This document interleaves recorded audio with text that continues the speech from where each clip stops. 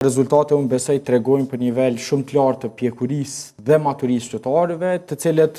në radhë parë nuk e pranojnë arrogancën, në radhë të dytë nuk i pranojnë ofendimet. Në radhë parë besoj që duhet jenë vetëm 20 komuna në fakt që janë përmbyllur pa balotazh dhe jo 21, për shkak se në mesin e 10 komunave me shumicë serbe nuk e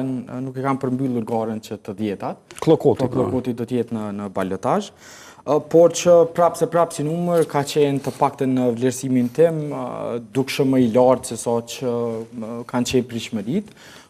Bindja ime para procesit zgjedhor ka qenë që maksimalisht do të kemi 5 komuna, të cilat në mesin e komunave normalisht shqiptare, të cilat do të jenë në garë, por që votuesi dje në Kosovë besoj e ngjyrosi edhe një herë hartën politike të Kosovës në një mënyrë jashtëzakonisht të balancuar, ndërsa të fragmentuar, pra absolutisht pati befasi si në kuptim të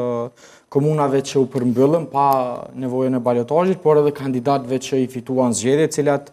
rezultate unë besoj tregojnë për nivel shumë të lartë të pjekurisë dhe maturisë qytetarëve, të cilët në radhë parë nuk e pranojnë arrogancën, në radhë të dytë nuk i pranojnë ofendimet dhe mbi të gjitha kanë nevojë që të dëgjojnë diskutime programore në mes kandidatëve si hapi i parë para se të njëjtit të përcaktohen lidhur me vullnetin e tyre politik. Jakupi, çfarë i bëri përshtypje më shumë në këtë proces zgjedhor, pra të ditës së djeshme në zgjedhjet lokale? Ballotazhi. Sigurisht edhe ne kem prit ma pak një numër ma të vogël të komunave të cilat do të shkojnë në ballotazh. Ky numër i komunave të cilat kanë fituar pa ballotazh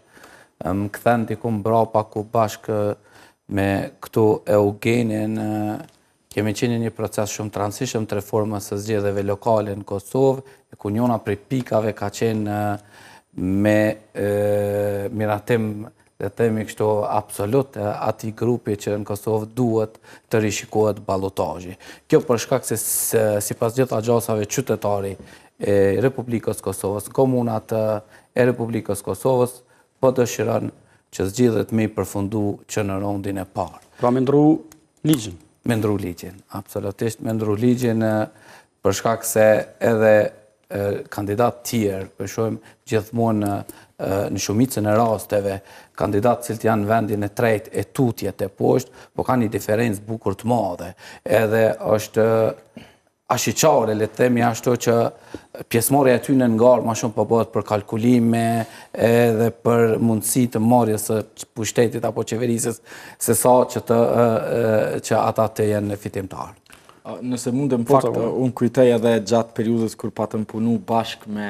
Ministrinë e Administrimit Pushtetit Lokal në ndryshimet ligjore për nivelin lokal. Përkundërse pajtojmë parim që balotazhet në Kosovë kanë qenë pothuajse krye kaput pazare politike, cilat në rastet kur ka pasur përmbysje tazëm ku diferenca ka qenë gati dyfish më shumë kandidati i parë vota se sa i dyti, por prapë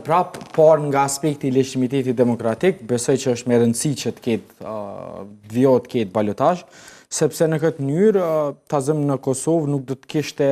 ndryshim pushteti që nga viti 2013 në më shumë se 4 komuna të Kosovës.